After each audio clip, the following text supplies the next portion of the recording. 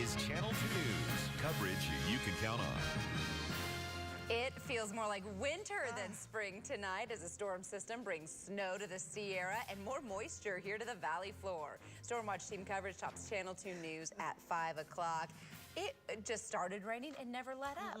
All across the Truckee Meadows with a good amount of snow up in the mountains. Good evening, I'm Wendy DeMonte. I'm Kristen Remington. Glad you can be with us. Mike called it a roller coaster forecast. It's proving to be such. We begin with Stormwatch team coverage tonight. Chief Meteorologist Mike Algers in the Weather Center tracking this system as it moves through. Chloe Beardsley, yes, the end of April, live along I-80 at Donner Pass with a look at how the snow is affecting traffic over the pass. Mike, let's start with you. You called for this. Well, you know, and I think it even came in more than I was thinking. I figured we'd have some rain here, that the mountains would get enough snow here that it could make travel over the passes difficult. It really made it difficult, as Chloe's going to tell us here in a little bit, actually closing that road down a little bit earlier today, and we still have some left.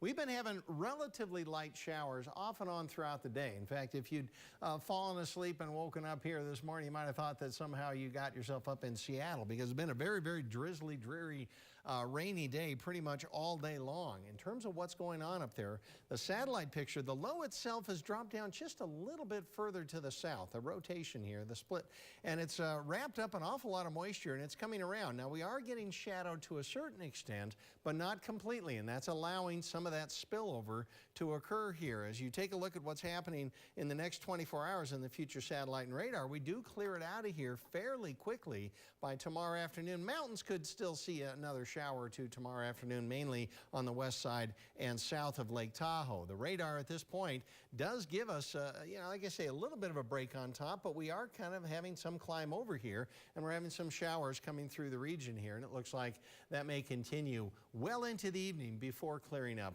tomorrow. Now, as we mentioned, it has been a roller coaster ride, not only in the weather department, but also trying to get up over the passes and around here where a lot of puddles and everything have been going on. We sent, of course, our own Chloe Beardsley out there to just kind of check and see how travel is going. She's getting snowed on even as we speak. Chloe, how's it doing out there?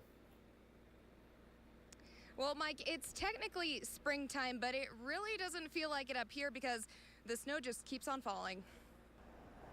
It rained a little bit in Reno, but that's nothing compared to what happened here. I-80 westbound was closed earlier today over Donner Pass due to whiteout conditions and spinouts. Since then, the roads have gotten better. I mean, it's like unbelievable. It was so beautiful last week, and all of a sudden it just changed just like that. Amy Goodman is traveling to Reno with some friends. She says driving in this weather can be tough at times. Very heavy rains in spots where, you know, you can't see too well, but it just didn't start snowing really until here. Galen from Reno says he's taking advantage of this storm and going skiing at Donner Pass with his dog Sierra. I'm just going to enjoy the nice last powder day of the season, hopefully. Well, I wish there were more, but this is probably going to be the last big snowstorm we get, so. Troopers say most accidents in this type of weather are caused by vehicles following too close. They only had a few accidents reported this morning. You're not giving yourself ample amount of room to stop, and especially if the roads are going to be slick or, you know, wet, which could cause you to slide. NHP and Caltrans are warning drivers to slow down and keep chains handy if you're traveling over the mountains. If you are stopped, you can be cited, and you could be looking at a hefty fine for not having chains in a required area.